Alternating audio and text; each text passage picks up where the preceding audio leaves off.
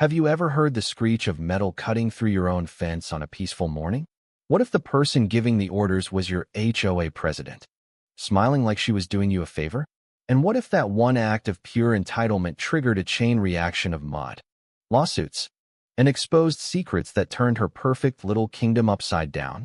The sound hit like a slap across the face, sharp, metallic, completely out of place in the quiet cul-de-sac of Emerald Lakes. HOA. I was in my garage workshop, sanding down an oak beam for a backyard bench, minding my own damn business the way I always had. Then came the buzz of the saw and the unmistakable snap of pressure-treated wood giving way. My stomach dropped before I even stepped outside. I already knew who it was. There she stood in her starched beige blazer, pearls gleaming like tiny trophies of moral superiority, directing three guys in bright orange vests like she was conducting a symphony of destruction. Karen Whitaker, president of the Emerald Lakes HOA, self-appointed guardian of curb appeal and full-time dictator of every blade of grass within a 3-mile radius. The saw was still humming. My privacy fence post sliced clean in half, wires from the hidden security camera dangling like severed nerves. "Morning, Ryan," she called out in that syrupy voice that always sounded like she was about to hand you a casserole and a fine at the same time. "We're just opening up the community connector path. The new buyers are coming this afternoon, and they need the full lakeside experience. You'll thank us later when your property value skyrockets." I wiped sawdust off my hands, forcing my voice steady even though my blood was already boiling. "Karen, you're literally cutting through my fence. That's not a connector path. That's my property line." She tilted her head, flashing that politician smile, the kind that never reached her eyes. "Technically, dear, our bylaws say no private structures can obstruct shared community access." The board voted unanimously. It's all about raising values for everyone. "Technically," I shot back, pulling out my phone and snapping photos of the crime scene. "That fence has been there 22 years longer than your precious HOA ever existed. Check the deed. It's my land, not yours." Her smile flickered for half a second before snapping back brighter than ever. "We'll sort the paperwork later. Right now we're creating memories." Smile for the buyers.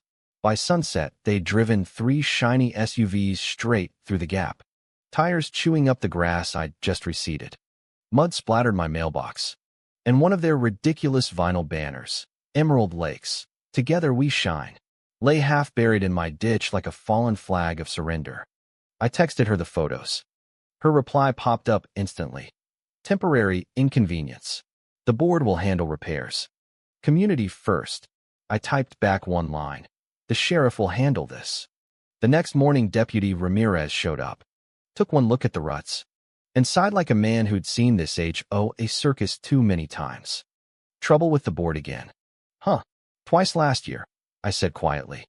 "They fined me for my American flag being too political and tried to claim my koi pond was a shared amenity." He chuckled darkly. "File the report. Mark your lines again, maybe with something a little more permanent this time." That afternoon, the HOA website lit up with a glossy flyer. "Exclusive Lakeside Community Tour this weekend," complete with a dotted line that sliced straight through my backyard labeled Scenic Overlook Rest Stop. Karen's name was right at the bottom, next to a smiling sunburst logo. I spent that night at my kitchen table drafting a calm, bulletproof letter, deed copy, survey map, state trespass statutes attached. 20 printed versions went into every board member's mailbox. Karen's I taped directly to the hood of her freshly waxed Lexus. The next morning, my letter came back ripped in half, shoved in my mailbox with "Community Spirit" scrawled across it in glittery blue marker. That's when I stopped reacting and started planning. See, there was this low spot where the old drainage ditch curved behind my workshop. Every spring it turned into a sucking clay pit that could swallow a tire hole. I'd been meaning to gravel it. Instead, I spent 2 quiet nights redirecting runoff from my koi pond, laying wide planks that looked solid from 10 feet away. Up close, a perfect trap disguised as helpful landscaping. Saturday morning arrived bright and smug. Engines rumbled.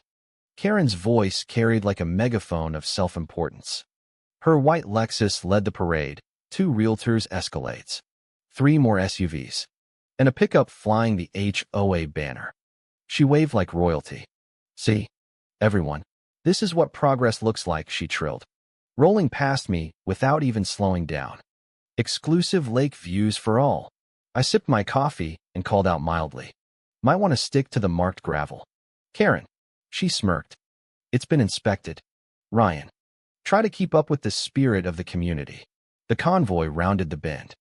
The first Escalade made it halfway before the wet, greedy schluck of mud-grabbing rubber echoed like the sweetest revenge. Wheels spun. Brown arcs of sludge painted the white paint job. The next SUV fishtailed. Karen's Lexus tried reversing, rear end sank deeper with a pathetic whine. From my lawn chair it looked like slow-motion comedy gold. Karen stepped out, one designer heel disappearing instantly into the muck up to her ankle. "Oh, for heaven's sake. This is ridiculous. Someone get gravel, now." Board member Todd, her usual yes man, tiptoed forward and nearly lost a loafer. "It's really soft." "Karen, maybe we call a tow." "A tow? During a showing? Do you have any idea what impression this makes?" she shrieked, pearls swinging wildly. "Probably the accurate one," I said, still sipping coffee from 10 feet away. Her head whipped around, mascara already starting to streak in the humidity. "Did you do this?" "Do what?" "It's a natural wetland. Happens every spring. You know, Mother Nature being uncooperative again. You sabotaged the tour," she yelled, waving her arms like a malfunctioning windmill. "Technically," I replied with the same sweet tone she loved to use. "You sabotaged it the second you cut my fence." The buyers were staring at their shoes, pretending they were anywhere else. One muttered, "You said this was maintained access." Karen's face turned the color of her ruined blazer. "It will be, once we handle this situation." By noon, 3 tow trucks and Deputy Ramirez were on scene. He took one look at my photos from the fence-cutting day, and Karen went strangely quiet. "This isn't over," she hissed as the last SUV was dragged free. "I'm counting on it," I answered softly. "But next time maybe knock before you throw a parade on private land." That night I stood by my repaired fence, watching her banner slowly sink deeper into the mud. "Together We Shine" was now just a brown smear. I left it there like a trophy. By Monday, the certified letter arrived. Unauthorized interference with community infrastructure. Endangering residents. Restitution demanded. Signed by the entire board with Karen's perfect cursive flourish on top. I poured fresh coffee, called my lawyer Priya, and said, "They're suing me for their own stupidity." Priya laughed that dry, knowing laugh. "Send everything. And stop using the word stupidity in writing." 2 days later, the HOA Facebook group exploded with a grainy security cam clip of me walking the fence line, tossing something suspicious into the ditch.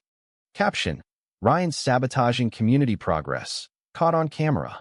It looped for days, liked by the same people who still owed dues. I posted one calm reply: "Evidence supports my position. I will not accept liability for trespass." Then I emailed the realtor from the tour, attached every document, and explained the road's history. His 2-word reply, "Thank you, Ryan," meant more than anything Karen had ever said. The mandatory board meeting smelled like lemon polish and desperation. Karen stood at the front beside a PowerPoint showing glossy renderings of a new community trail that magically flattened my entire backyard into a green rectangle labeled Future Amenity. She slid a thick document across the table. "The HOA has easement evidence," she announced, voice dripping fake concern. The pages were pure legal fog, dotted lines. No signatures. "Who signed this?" I asked. The room went dead silent. Karen's smile tightened. "We're not here to relitigate the past, Ryan. We're here to move forward." In Karen speak, move forward meant move over. Within a week, they filed for an injunction. The judge granted a temporary stay. Priya told me to use discovery like a scalpel. I requested every email, every board minute, every invoice. They stalled. They whined. They slipped. And in those slips, I found gold. An internal thread where Karen wrote, "We'll soften Ryan's position before the hearing, whatever it takes." I filed it with the county. Public opinion started shifting. The local paper ran the headline, "Can an HOA redraw property lines without a vote?" Todd, the nervous board member from the mud pit, showed up on my porch one rainy afternoon. "I just like improvements," he mumbled. "But not lawsuits. Small cracks, but cracks all the same." Then Karen doubled down with another volunteer cleanup day. Photo ops, matching shirts, rakes in hand. I kept my head down and my paperwork razor sharp. Every claim they made, I countered with a time-stamped document. The next rainstorm hit hard. Karen had secretly hired an out-of-county grader to fix the path without permits. I politely showed the driver my boundary stakes. He packed up and left. 10 minutes later, Karen's Lexus screeched up, umbrella in hand. Smile rehearsed.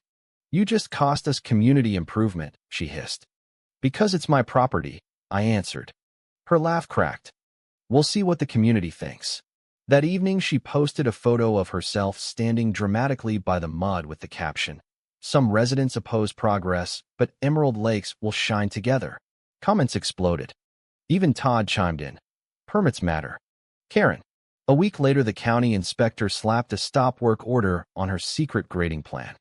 I taped it to my fence like a medal. Karen's Lexus rolled by slower than usual. She didn't wave. The phone call came that night. "Let's resolve this," she said. Voice sweet as poison.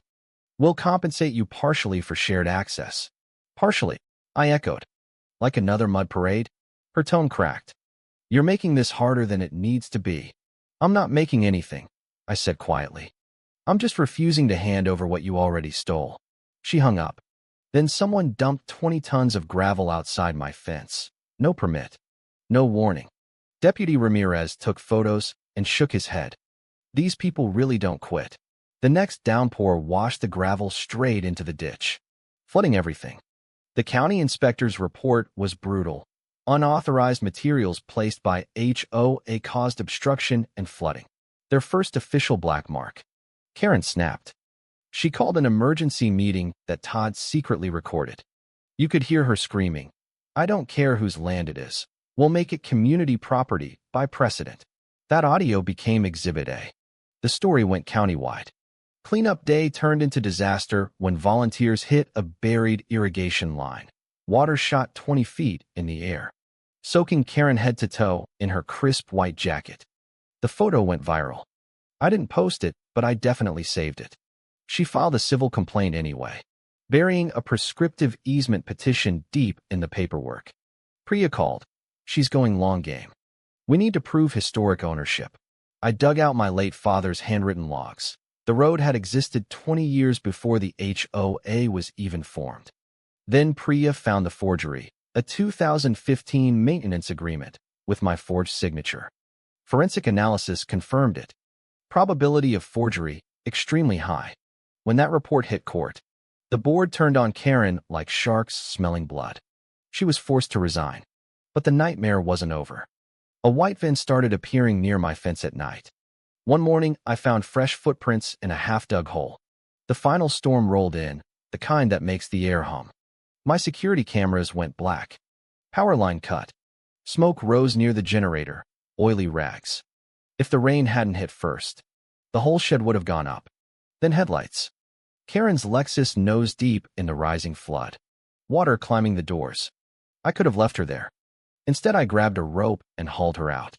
She sat soaked and shaking on the gravel. "You could have let me die." "I could have," I said. "But I'm not you." Her makeup ran in black rivers. They were going to erase me. I needed one win. Before I could answer, Deputy Ramirez's cruiser lights cut through the rain. Everything spilled out. The digging. The metal box of ledgers. The embezzlement. Todd had been siphoning HOA funds for years, using Karen's obsession as cover. The road fight was never about community. It was about hiding theft. They arrested them both right there in the mud.